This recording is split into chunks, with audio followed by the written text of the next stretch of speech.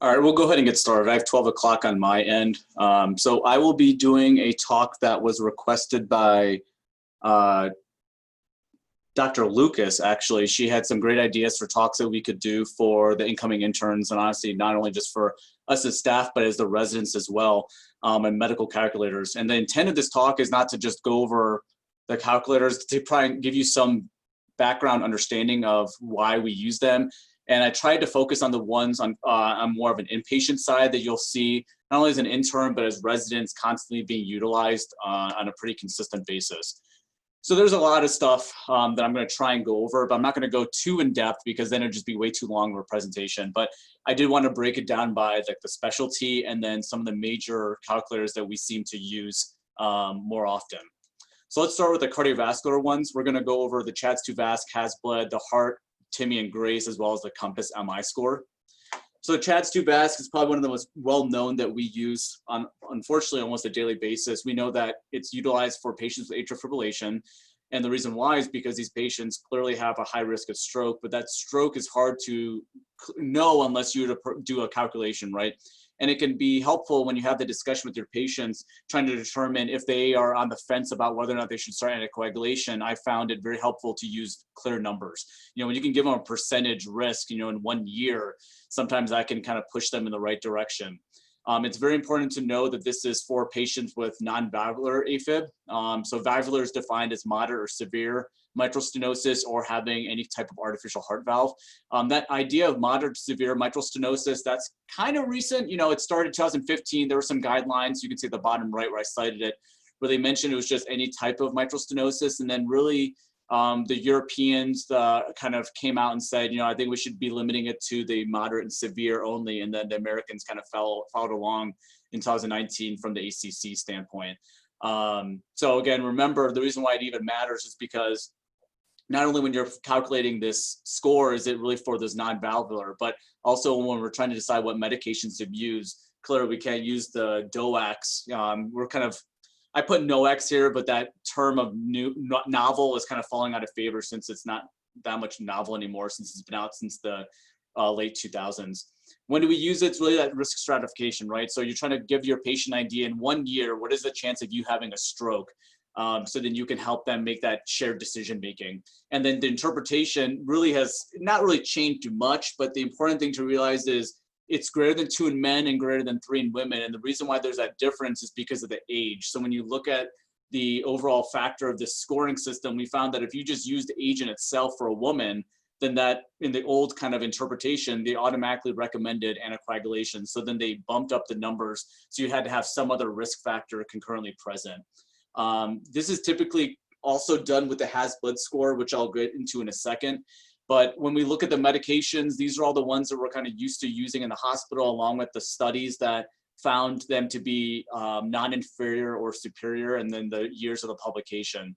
And then on the next slide, I have the actual medications with the doses just to be aware of, as well as our tried and true VKAs that we can use typically in our patients that have some kind of CKD, as well, especially if it's severe, is when we'll kind of start pushing in that direction. So things to consider before I get into the HAS-BLED is, right, first of all, when we're going over the medications and this counseling, it's so important. I know we have a lot of patients potentially on services at different times, but it's something that you just can't rush. You know, having to go over the risk of fall, the things that should prompt them to come back into the hospital, and just knowing when they're making this decision, while it seems like the VKAs or warfarin, you know, might not be, it might be falling out of favor just because it's not as simple, but just know that, you know, there are antidotes for dabigatran, rivaroxaban, and apixaban, but not all of them have the antidotes, and I don't actually know, I think we have it here.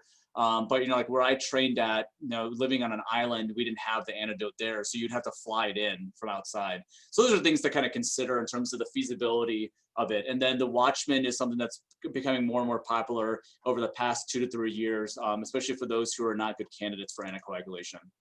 But when you're having this discussion, not only is it, well, I know you have a high risk for stroke, I think you should be on anticoagulation, but if you were to go on anticoagulation, what is the risk that you'd actually have a side effect from that? So something that we caused.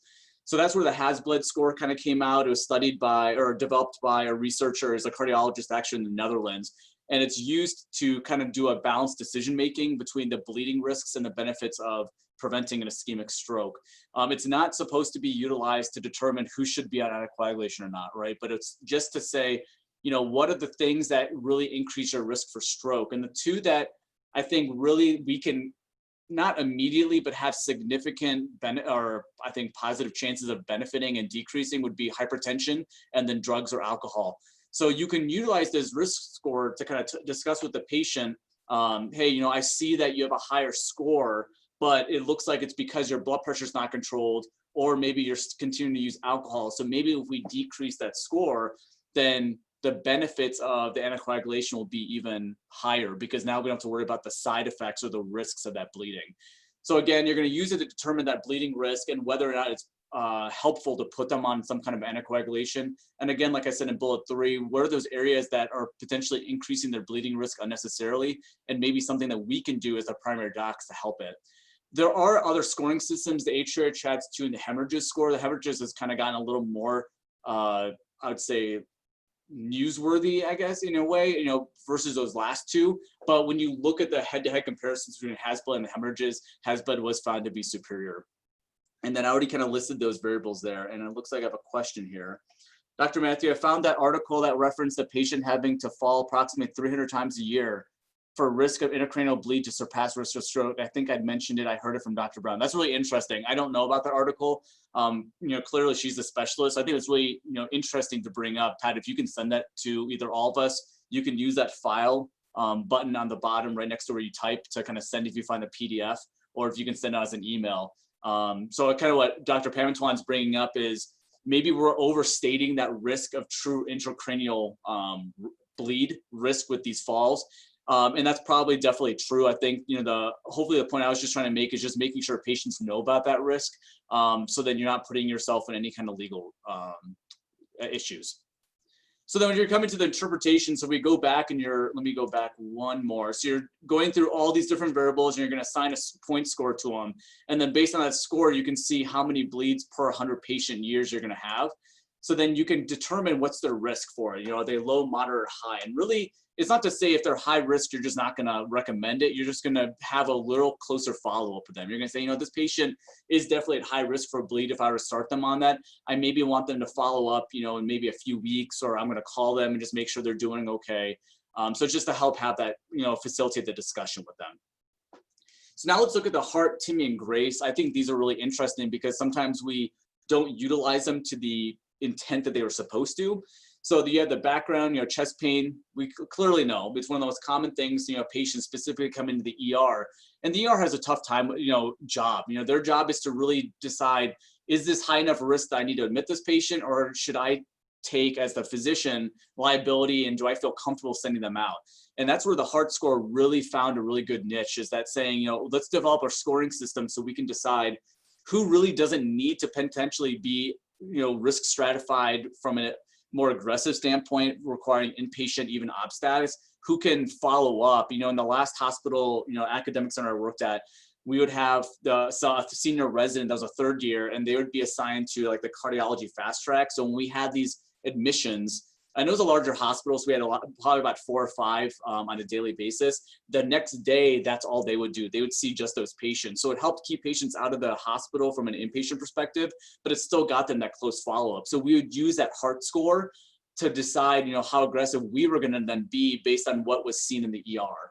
So it's really to help identify those who have this undifferentiated chest pain. So not your crushing, substernal, radiating type pain, the ones that really kind of scream out to you. And I see Patrick put the link up, thank you.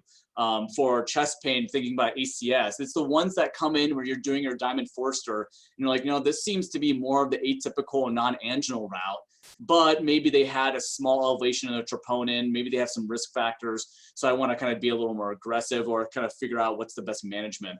So it's really the important thing to realize is it was developed in the ER, to rule in or out these patients that do not really have, clear NSTEMI or STEMI picture.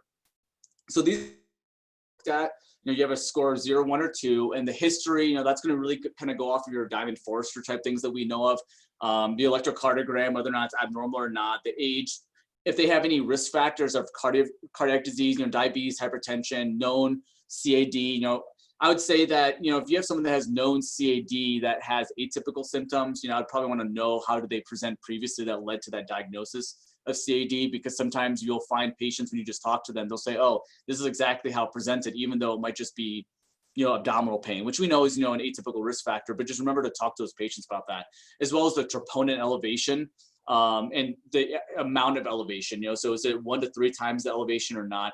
I don't know if this was the high, I think this is actually the high sensitivity based on the fact that it's saying I, but I'd have to follow up with you guys on that. And I do have some data on the high sensitivity specifically later.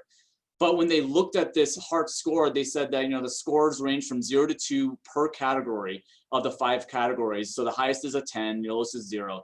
And if you had 3 or less in patients that clearly did not have an NSTEMI or obviously a STEMI picture, then they're pretty much considered a low risk for having some kind of cardiac event, about 1.7%. So when you are in the ER as an ER physician, that having a less than 1.7% risk of this patient actually having something is, I think, very reassuring. Now, these patients shouldn't be discharged home with follow-up in a few months. They should be followed up within the next week.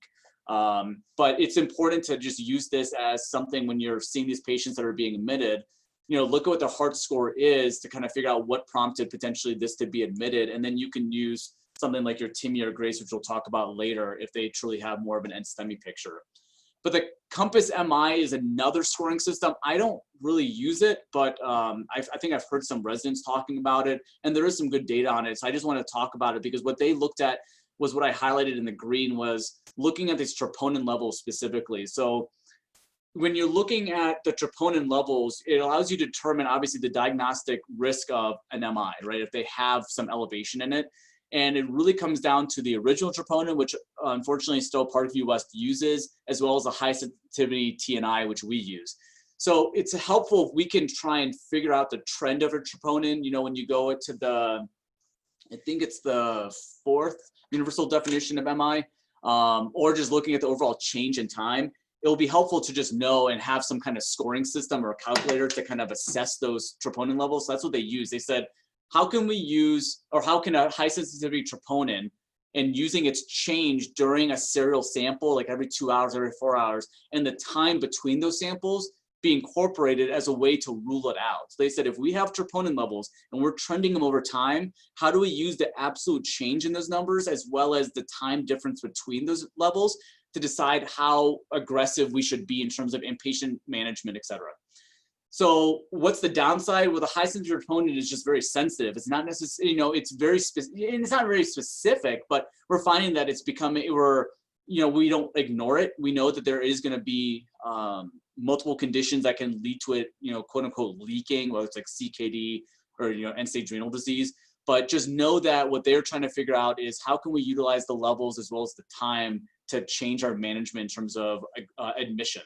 So if you have someone admitted for a chest pain rule out from the ER with a detectable troponin, but normal or unremarkable EKG, you can use this score to see what's the likelihood that they would have had an MRI of death and thus will benefit from, stress test or type imaging. So if we go to the next slide, what you would do is you'd go to this algorithm, you type in, so what we have, here are hospitals, the HSTNI, you'd select that as the variable that you'd use. And then you would say, okay, when was the second troponin drawn? And then what's the cutoff for the first sample? And then what was the absolute change at the second? So if you had a level of 6 before, and then it went up to a 4, then you could calculate what's the overall risk of them having an MI. So you can see on the left and the right, the patients that had a low risk of MI, the levels, what you're gonna see is if it was low on admission, and then it stayed low on the second draw, like it just didn't change in an exponential increase, then the overall chance of this being an MI was very, very low, 0.2% or so. So they said a level of less than 6 in the ER, and then the change was less than 4 when you did the serial sample, very low risk of 30-day mortality. But if you had a value that was greater than 6, and then the change was greater than 4, so you could have still had someone present with less than 6, but then when they did the repeat, the change was greater than or equal to 4, that's definitely going to increase your suspicion. And we know that when we're talking to the cardiologists and we consult them, we're not going to be worried too much about a changes where they're going up by 2 or 3 each time. You're looking for that exponential increase where there's clearly some kind of an immediate ischemic or infarction going on, resulting in that loss of oxygen, causing the troponin to kind of skyrocket. So they utilize that understanding to produce this scoring system. So again, between the heart score, utilizing the ER to decide how you should risk stratify your patients with a score of less than or equal to 3. And then you can use your Compass MI to decide once they've been admitted, how aggressive do you need to be in your non-STEMI or STEMI patients. Then you get to the TIMI and the GRACE. So these are the patients who are admitted for a clear NSTEMI. All right. So if you have someone that comes in with atypical chest pain, normal EKG, normal troponins, you're not getting a TIMI or GRACE score. You shouldn't, please, on them. But when you have someone that comes in with an NSTEMI and you're trying to just talk to the cardiologist or decide maybe, should I call the cardiologist? I think maybe they need the early intervention and get a cath now versus maybe a delayed intervention within 24 hours. You'd use these scoring systems to help you. So when you have someone that's diagnosed with ACS and you want to triage who needs a cath, this is going to help you decide who's going to have that high mortality risk and thus need the aggressive management. The overall consensus from the data that I could at least find when I was making this presentation was that the GRACE seems to be better than the TIMI in predicting those who are at high risk of mortality. So, but in general, use both of them. I like to provide both scoring systems, honestly, in patients when we have ones that come in for an NSTEMI. So if you have that TIMI on the left, you have the GRACE in the middle, and then the heart on the right. I thought it was just a nice way of comparing them, even though just know that the heart is not used for your NSTEMI patients. So the TIMI has a lot less, of variables that we're thinking of, whereas the GRACE has more objective data, with the elevated cardiac enzymes, even the creatinine levels. But use both of them when you're having that discussion with the cardiologist, because you can say, if the GRACE of, maybe 300 and a TIMI of 6, I really think this patient needs early intervention with an immediate cath right now. And I think when you provide those kind of numbers, it's going to potentially be easier to talk to them and convince them why you're as concerned or why they should share the same concern. So they're both created in predicting major adverse cardiac events in chest pain patients in a 6-week period. And it's really, you're trying to hopefully find who has the low risk and who you're not going to really apply it to. And well, I guess I should counter that by saying who's truly at high risk, because you don't want to obviously test these low risk patients. You want to test and do intermediate management on the high risk patients. So the ones who are low risk that still ended up having a MACE, so what we consider, false negative, would be was only 2.2 in the GRACE. TIMI didn't really have any low risk patients that they studied when they initially did their trial, and the heart score only found that 0.8%. So it's still overall pretty low. So this is going to hopefully give you some confidence that you're not going to miss and have a false negative result when you have someone that has an NSTEMI. They come in, whether you're going to use a TIMI or the GRACE. Am I inappropriately being a little too nonchalant with their management? I'm okay with maybe a 24-hour re-intervention by cardiology or evaluation by cardiology versus immediate overnight. And then the heart score is definitely where it's the most important, to be honest with you, because those are the ones you don't want to miss. So if you're an ER physician, you don't want to have someone come in and you have a false negative and they end up having an adverse event in 6 weeks. So that low percent of 0.8 is what makes the heart score so powerful and why it's utilized in almost every ER system now. So bottom line, the heart will be good at finding who's truly at low risk as well as who's at high risk for those patients who have this atypical pain that's not really considered to be ACS in nature. Whereas the TIMI, it's going to have some higher false positive rates, but I would argue that you'd rather be more on the side of caution in your patients that already have a diagnosis of NSTEMI than having that low specificity. So let's flip to GI now. I'm going to go over the MELD sodium and then the Child-Pugh.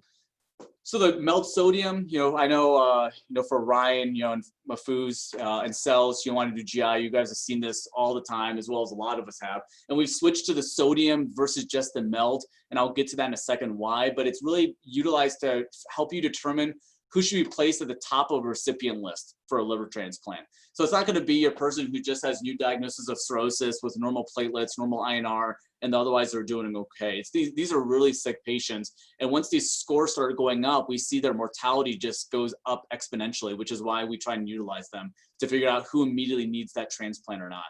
The original was developed in 2002, and then they found out that when they were following these patients, one of the major poor prognostic factors ended up being hyponatremia, which is why they ended up adding the sodium level on to the MELD score to develop the MELD sodium. So why sodium? Well, it was added in 2016 from 2002 after they found that, anything that was less than 135 was consistent with a high risk for hepatorenal syndrome, overall ascites that they weren't decompensated at the time, and even death.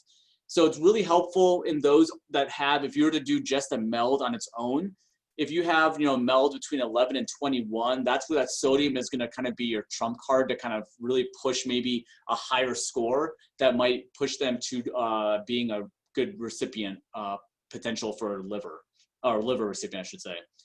The occurrence of hyponatremia is reflective of 25% probability of survival in 1 year, which I think is pretty drastic. So in 1 year, if they have a level less than 135, the odds of them being alive in 1 year is only 75%. And the thought was the original didn't really do a good job of truly reflecting the death risk, which is why they added the sodium on. So if you look at this chart, you can see that the overall estimate, and these little bars are really to kind of do the 95% confidence interval, but just follow the black line. And you can see as the sodium level goes down, so we'll kind of actually just do it in the reverse direction. As the sodium level goes down, we actually start seeing a higher relative risk of death. So the researchers saw the same thing, and that's why they added the sodium on. And then they looked at that probability of death just in a 90-day period. And as your MELD sodium score started going up and up, remember I kind of mentioned this 11 to 20 range was really the kind of key time to get that sodium added on. You see this exponential increase of patients that go in to having, unfortunately, death. And then if you look at the MELD, the predicted MELD compared with the predicted MELD sodium, so let's compare the red and the yellow, you can see that once you got to a MELD sodium towards the higher range, you start seeing a pretty big disconnect, here early on. But then, towards the end, you could argue that with such a high MELD sodium and probably a high MELD score itself, they're probably going to die either way, whether or not you contribute the sodium level in. So it's really this intermediate period where you're having a score between 23 and 31.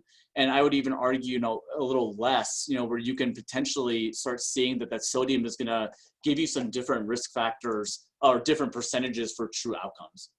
So the MELD sodium is just the MELD score, and then you add in, I'm not even going to go honestly through this entire equation. It's on on MD Calc, but utilize it anytime you have a cirrhotic patient.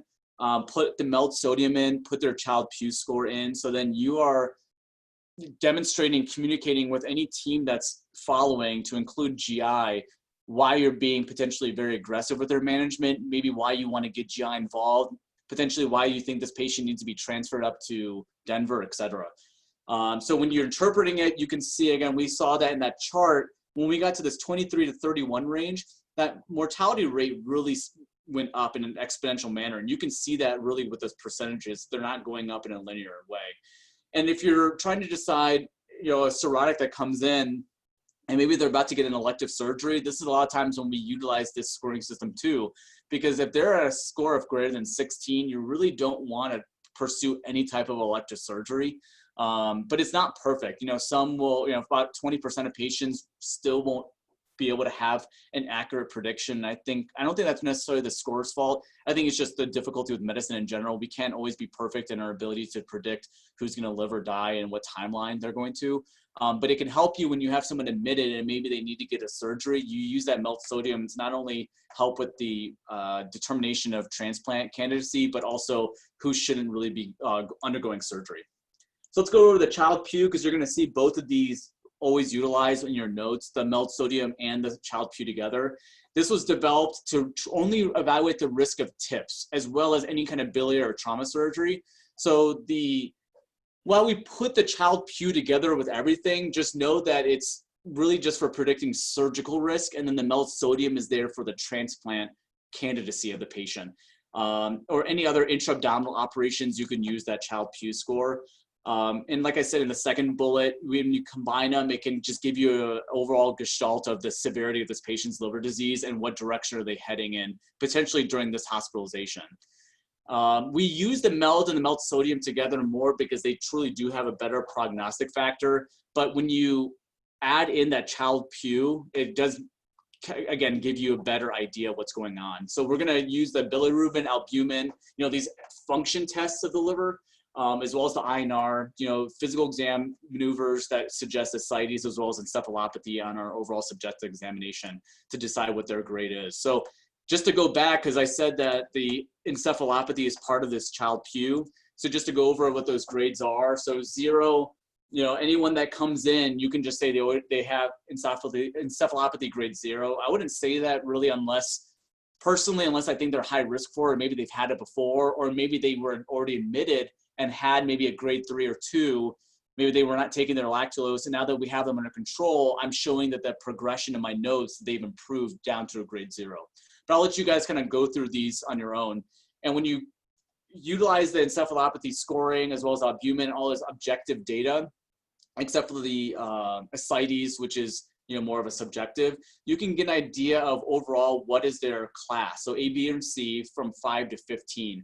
And then you can also combine that with the MELD scoring system.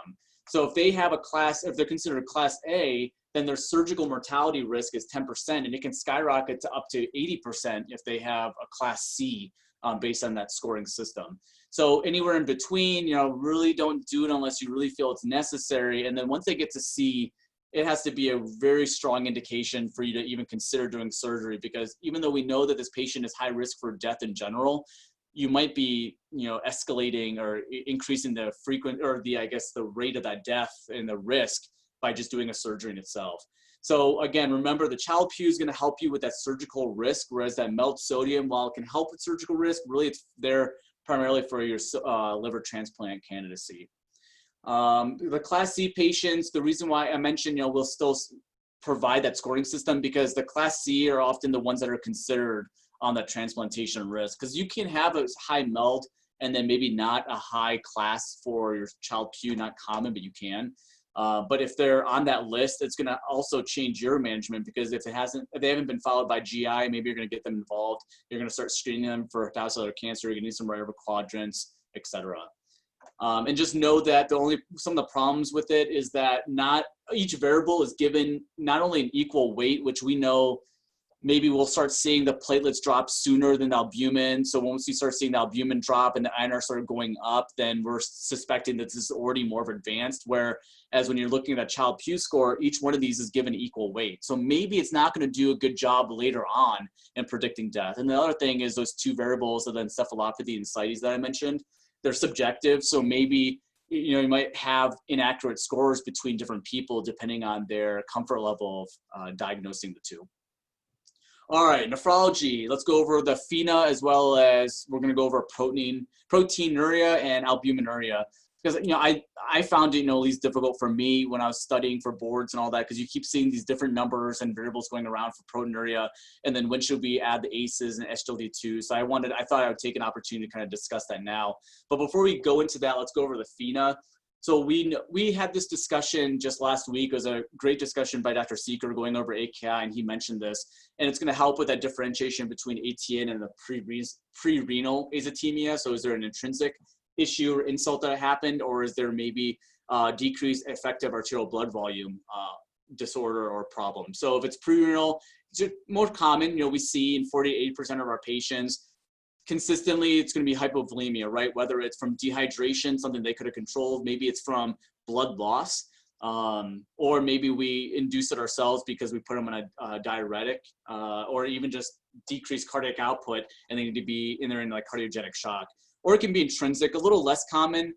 These are the ones that have some underlying glomerulonephritis. They might have tumor lysis syndrome, tubular interstitial nephritis, even medications can cause this. And Dr. Seeker mentioned this, that, when we add those ACE inhibitors on, we expect that there is going to be some bump and kind of hit to the creatinine, but it shouldn't persist after the ACE inhibitor started. And I said it's not relevant here, but I don't want you to consider or forget your post-renal causes as well. Papillary necrosis, stones, BPH, bladder cancer. BPH would have to be pretty significant to cause it, and then when you put in your Foley, you'll see a substantial improvement, which kind of helps confirm the diagnosis. And you really shouldn't be using this for prognostic purposes. I would say that it's important to know that patients that come in with an AKI themselves already have higher risks for in-hospital mortality. We know about that, and it's, you know, varies with the cause of the AKI, obviously. But it should be noted that just because you have a higher level doesn't necessarily mean you have a higher risk of mortality. So it's just whether it's based on the interpretation, it's just going to tell you whether it's intrinsic or prerenal, but you can't use the grade of the elevation to induce a severity. So points that you should consider when you're looking at that FeNA though: don't use it in your CKD patients or even your patients on your diuretics, because it's already going to be inducing a sodium loss, so it's really not going to be accurate. That's when we're going to use your FeUrea. And it's going to be most accurate in those with oliguric AKI. So oliguria, if you remember, is, you know, that decreased urine output. I know we've talked about this a lot on rounds last week, you know, and we had this talk by both Dr. Wydrow and Dr. Grondike, kind of mentioning in our patients with hypovolemic shock, and we're trying to, and even sepsis, and getting that urine output greater than 0.5 cc's per kilogram per hour. So the oliguria less than 500, that's when your FeNAs are really going to be beneficial. And if you get a FeNA with less than 1% without some kind of volume depletion, what could be causing that? Well, it could be cirrhosis, heart failure, contrast nephropathy. But what about if you had someone with a FeNA greater than 2%, despite them being in clearly a pre-renal state? Well, probably because they're on a medication that's inducing a false, you know, FeNA elevation. So your diuretics or someone with a CKD. So this is this, oh, let me go back, sorry. Here's your calculation for your sodium over the serum sodium divided by urine creatinine over serum creatinine times by 100. So let's get to the interpretation. If you get that less than 1%, then it's consistent with more of a pre-renal process. So a hypovolemic, maybe acute interstitial nephritis. Other labs I thought I'd put in here because you don't want to just go off the FeNA, right? We've learned, hopefully you've learned from all of us, you know, while you're on rounds, that don't just use one lab. You know, give us multiple labs or diagnostic images or something to prove your point. So here you might say, well, maybe they also have a high urine osmolarity. It's very concentrated because the body is really trying to hold on to that water. Maybe the urine sodium itself is also low, and maybe their urine creatinine ratio is greater than 20:1. So all these, you know, while we think of 20:1 with GI bleeds, et cetera, you know, all these are kind of pointing to a low fluid state.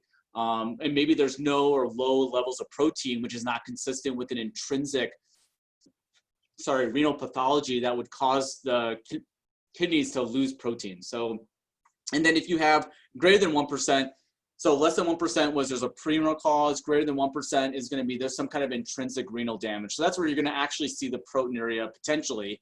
You might see some granular CAS as well. And potentially the urine osmolarity might not be that high because, again, there's some intrinsic damage going on with the kidneys that's preventing their ability to retain that water. Or you could just say that the damage itself from the kidneys or the creatinine elevation is due to the intrinsic damage, whether it's ischemic, you know, low flow state. And we saw that in some of our patients last week. And we looked for other variables, such as even like looking at the LFTs. You might see a small bump in the AST ALT in someone who may have already had a CT abdomen pelvis. And we looked at that to see if there's any evidence of fatty liver disease that could cause that elevation to also be present. So maybe if you don't see any evidence of fatty liver disease, but you have an elevation in both your serum creatinine as well as your LFTs, and then there's a FeNA that's greater than 1%, that might be suggestive of maybe an ischemic process. I'm not going to get into these. This is just going over the percentages of the patients that usually present into the hospital with acute renal failure. And what we're seeing in the inpatient side, you know, the intrarenal seems to be the most common. And I would argue that a lot of it's probably because, not a lot of it, but a large component is probably toxic related to medications that we're giving them, to include antibiotics, which Dr.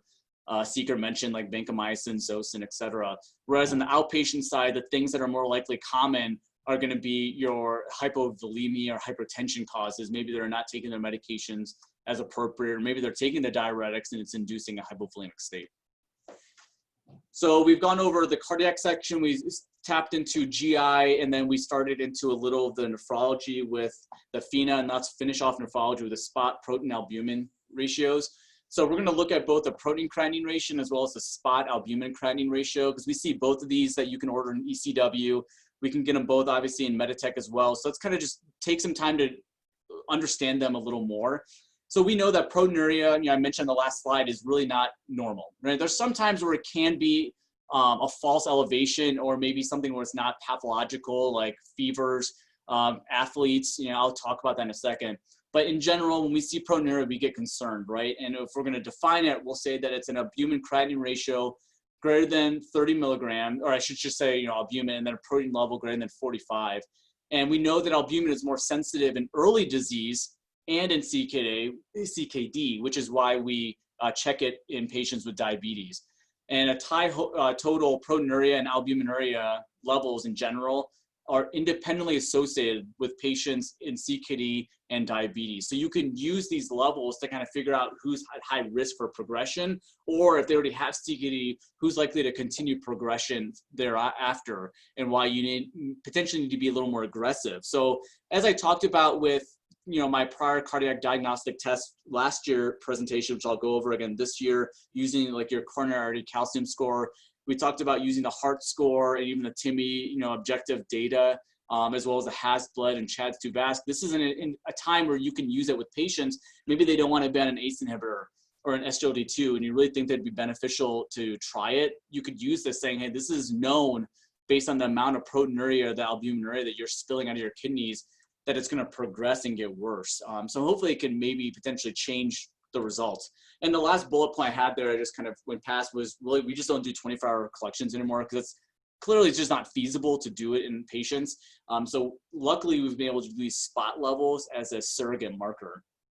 So going back though, as I talked about, when you're having that discussion with your patients and looking at their relationship, potentially hopefully changing their mind, you can see that if we looked at the cardiovascular mortality down here, all-cause mortality, and we're looking at the albumin-creatinine ratio as well as the just overall percentage of death.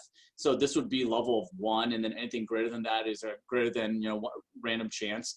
We'd see that as the albumin-creatinine ratio goes up, you know, we're getting potentially to a one-fold, two-fold increased risk of cardiovascular disease or death, as well as just all-cause death. So when you adjust that hazard ratio and you look at for age, gender, ethnicity, we just see that the risk just escalates. So again, that's why we're factoring in these levels when we're checking our patients, both in the outpatient and inpatient setting. But as I mentioned, there's a lot of things that can cause proteinuria. In the most instances, it's not normal, but there are some normal, you know, dehydration, fever, athletes, as I mentioned, this exercise-induced proteinuria, mostly after 24 to 48 hours when they have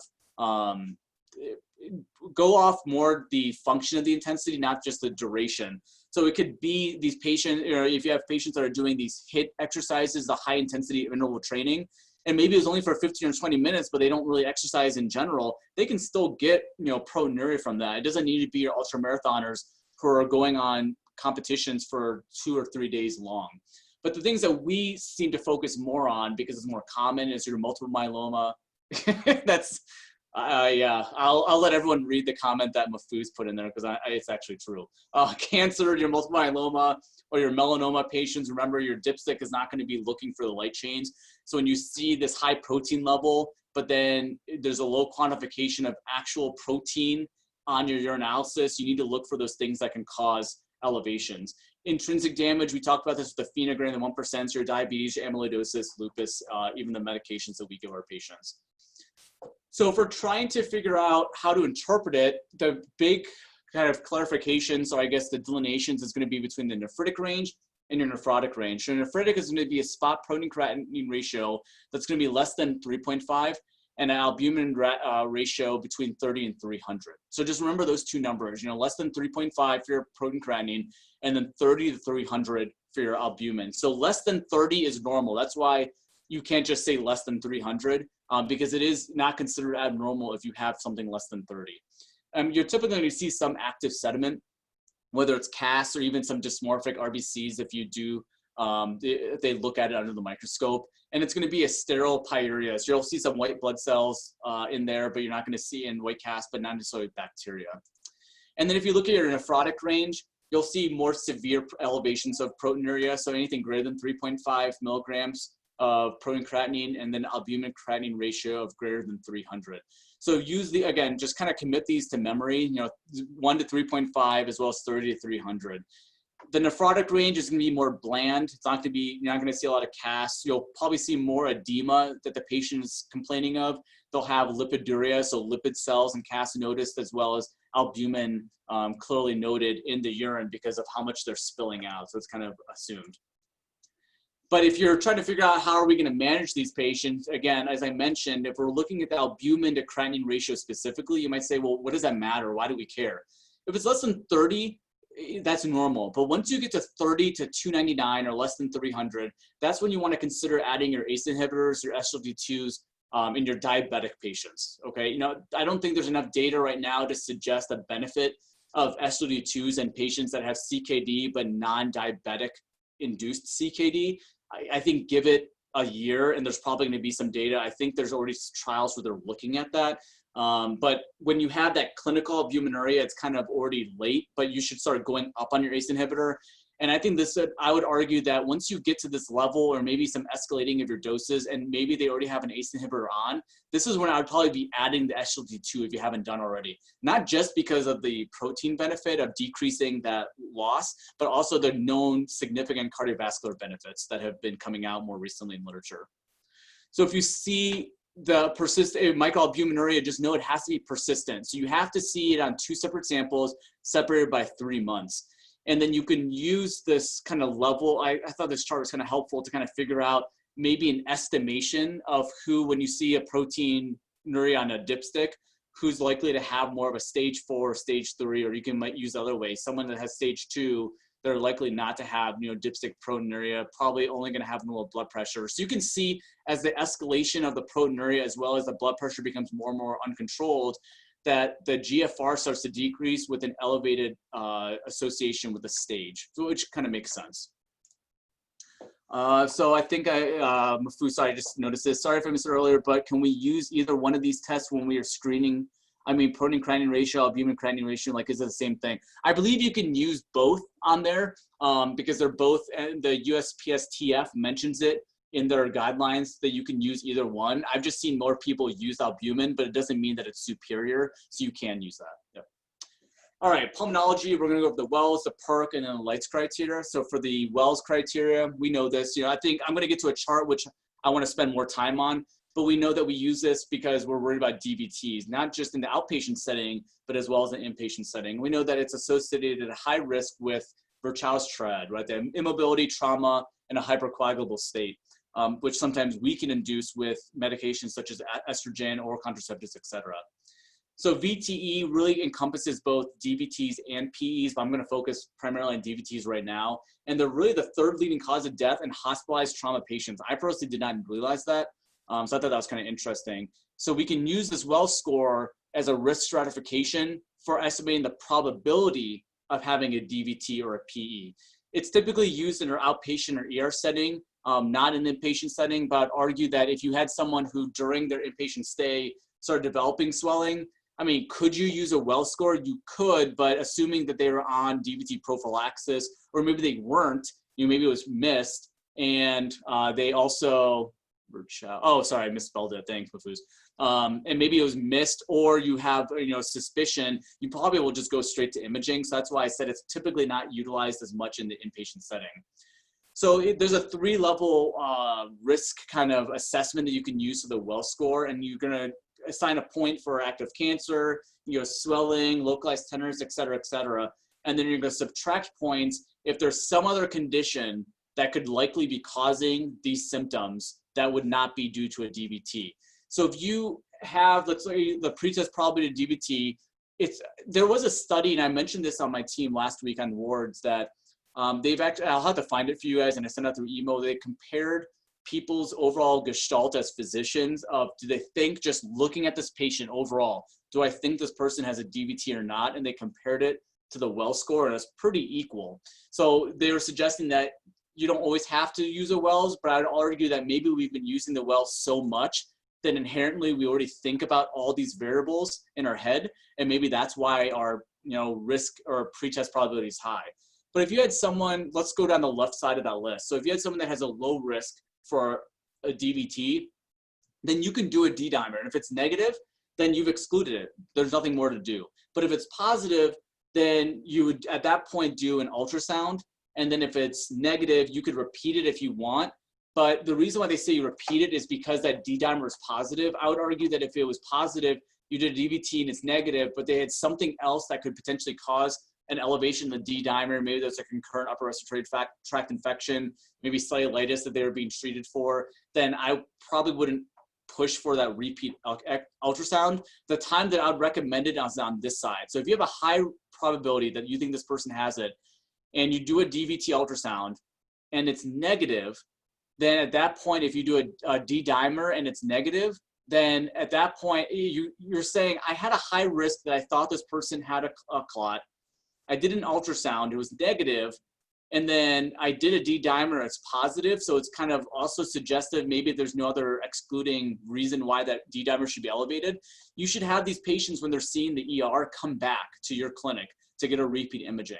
So I think this path is the one to really know about. In those ones that you have a high suspicion, but the imaging isn't suspicious for it, but the D dimer is still elevated, and you don't think there's another reason why it could be elevated, then you should continue to have them come back. But clearly, if it's positive, and you anticoagulate them, and then on this side, if it was positive, you're going to anticoagulate them as well. But we don't usually do D dimer after ultrasound is negative, and that's true. The reason why I included that is because in this one, when you had such a high, if you had a moderate to high risk or pretest probability and it was negative, remember that DVT ultrasound is completely determined by the sonographer as well as the radiologist. So if you truly thought like, no, nothing else is pointing to any other reason, like this has to be a clot, that I would say that it's a reason to consider doing a D dimer. But if you had a low pretest probability, that's why I said I wouldn't consider repeating or even doing it, because it kind of confirmed it was negative because you had a low pretest probability. So it kind of confirmed your suspicion. Yes, operator bias, exactly. So interpreting, if you have a low risk, less than or equal to 0, the odds of you having a false negative is about 3%. So, the moderate risk is 1 to 2. So the chances of having it increase from 3% to 17%. If a high risk, it just goes straight to ultrasound. There's no need, just like I mentioned this, Mathew, to get a D dimer unless it's negative and you really had that high risk pretest probability, then you might want to consider repeating it in a week. All right, the PERC score. So this comes in as the PE rule out. So we talked about DVT and the last one for the Wells, and there's a Wells version of PE as well. So this stands for the PE rule out criteria, and it's a good bedside way of being able to decide when someone's admitted if you have a high concern for a possible PE. It's good for ruling out. So high sensitivity, low specificity. So if there's no clinical criteria present, the pretest probability is less than 15%, then it's going to help you out. But if you have, high suspicion, it's not really going to be, or a low suspicion, you might not be able to be utilizing it that much. The original study excluded the following patients. So shortness of breath, because they said it was not the most important, but equally most important chest complaint. They said active cancer they took out. I said, what about chest pain? So they didn't actually mention, if patients with chest pain were not included in their study population. Patients that had a hypercoagulable risk, strong family histories, transient tachycardia, which could have been otherwise cause for it. So again, if you have someone that has all these things that kind of point towards a high risk for having a PE, this is the reason why you use a PERC. If this is a person who you think has a low risk for it, you want to have some validation as to why you think they truly are low risk. So variables, hormone, are they using any estrogens? Are they higher age, or I don't want to say that's high age, but higher for this was considered greater than 50, a low O2 sat, tachycardia, and they said it's mostly used as a rule-out test. So if all are negative, then the P is really unlikely. But if any of these were true, of any of these values, and you can see it spells out had clots, but if any of these values were positive, then you have to consider further workup. So it's really just to help rule out, but once you've considered one of those variables, then it's gonna lead to you doing maybe a D dimer or a CTPA, depending on what their creatinine function is. So low-risk patients who are not PERC negative, you still need to do some, further testing because you found at least one of those variables that was positive. But if the D dimer is negative and your clinical gestalt determines a pretest probability is less than 15%, the patient does not require further testing. So again, if you're like, this is low risk, the PERC was negative, and for some reason, or maybe it was one was positive, but then you do a D dimer and that's negative, now you have like two things that are pointing in your favor. You personally thought that they were a low risk, and you have a D dimer that's low. So the odds of you missing that are quite low. But if you didn't really think they had it, but maybe one of those variables was positive, and then you did a D-dimer and it came back positive or detectable, then you do need to do further testing. So I mentioned this because you're going to see it, but I would argue that if these patients are coming from the ER, they're probably not doing any of this. They're just going straight to CTPA. But if you have someone who maybe has a high risk because they are a high creatinine function, low GFR, and you can't really do a CTPA, and maybe a VQ scan is not going to be really easy to do, you can utilize this scoring system to help you. And it looks like, so if they have any of those criteria, like shortness of breath, chest pain, they don't use this question because patient will be low risk. Yes, exactly. All right, and then lights criteria. So this is something that commonly, especially if you rotate polymer in the ICU, you're going to see it a lot. It's used to determine the type of someone's effusion. So if you have a patient that comes in with, chest X-ray and you see a unilateral, typically unilateral, because bilateral is most commonly going to be heart failure. But if you have a unilateral pleural effusion, you're trying to figure out, okay, what's the cause of this? The lights criteria is going to help you decide if this is transitive or exudative, and then that in itself will have its own diagnostic criteria to help kind of decide what the potential causes are. Just know that a thoracentesis is typically indicated if there's a clinically significant effusion that's at least 10 millimeters thick, which I'll get to in a later slide. I'll mention that again, which is why I'm kind of going through it pretty quick, but it will show up in your boards. So if you have an effusion and you do and you're about to do a thoracentesis, or maybe you do one and you're trying to interpret the values, which we'll get to in the next slide, just know that your two questions are, is it exudative or is it transitive? So an exudative is going to be that increased permeability because there's some capillary damage, or maybe there's from inflammation, or maybe even it's a malignant process that's leading to all that protein kind of spilling through. So you're going to see malignancy as a cause, ARDS, pancreatitis, lupus, etc. Now, a transitive effusion is going to go when there's an imbalance. So a hydrostatic versus oncotic pressure in a low, I missed a parentheses there, in a low protein state. So you're going to see a CHF, atelectasis, CSF leak. So overall, there's no true damage that's going on in the kidney or in the lungs. It's really just that change in the pressure between the lung and then the rest of the body. Whereas the exudative, there was some damage that inherently occurred. So if you're looking at these patients, when you're trying to decide, okay, I want to do lights criteria, determine what lights criteria are, the labs you're going to need is a cell count with differential, cytology. You don't really need those, but it's helpful. A protein, the LDH is what's necessary, a gram stain, and a culture. Do not forget that when you consult cardiology, they're very good about doing this. But if you're doing a thoracentesis yourself, you have to get the serum at the same time that you're doing this, the pleural labs as well, so you can do the calculation. And then the chest tube is advised. This is what I said, I would come back to it. So just know these values.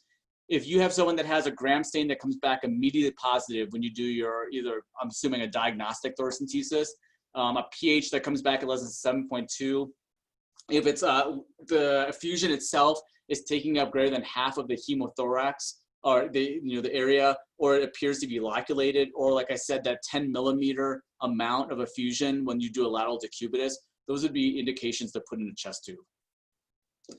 So, but prior to even calculating the lights, I was a little haphazard there. So I said, why do we calculate it? Because we're trying to figure out what's the potential cause for unilateral pleural effusion. And then we decided what labs we're gonna get. And then based on some of the labs while we're waiting, if we saw a pH came back immediately less than 7.2, and maybe the gram stain came back positive, we're putting a chest tube in.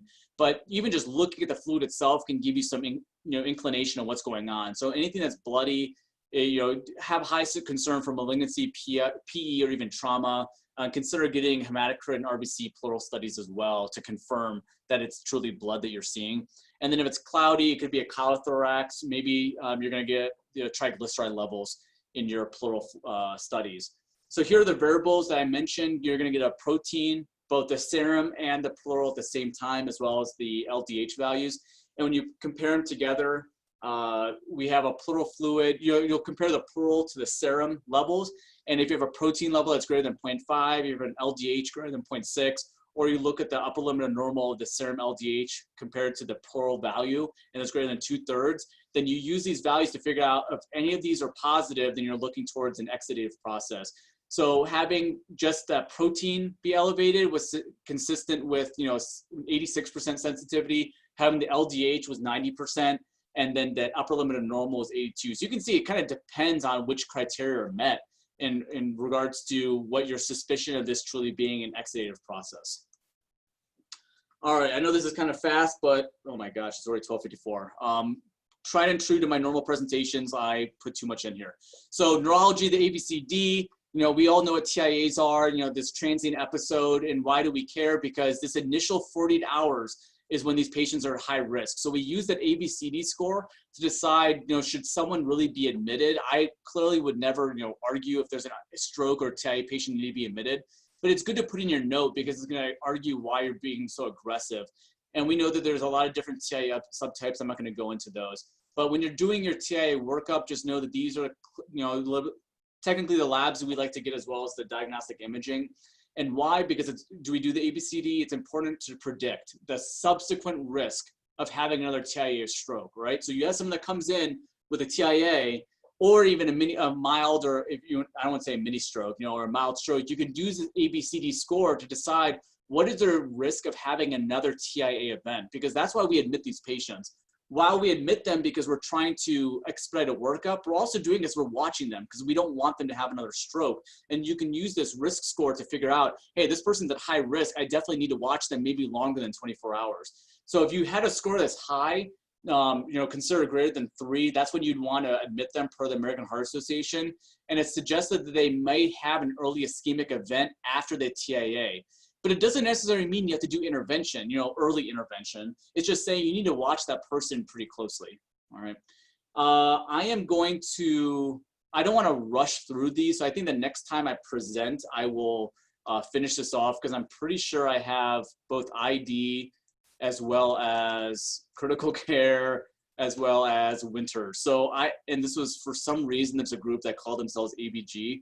I just thought that was kind of interesting. They only had one single though, and it was called Still I Rise. No, I did not listen to it, and I don't think it's on Spotify. I didn't look for it, to be honest with you. I don't want that on my history. But I don't want to rush through these. So the next time I have a presentation, I'll just finish this up. And even though I say I'll try and make a smaller presentation, we all know that's not going to happen. So I'll stop right now and let me know what questions do you guys have from that rapid fire medical calculator discussion.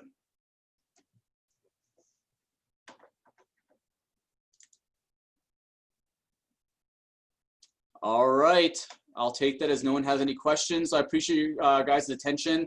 And when we have, again, when I present next, I don't know when that is, I might find a random slot. Maybe if someone cancels, I'll jump in there. Then we'll continue this on at that time. If you have any specific questions about this, let me know. And then I will send a PDF out this to you all, or this to you all. Thank you so much.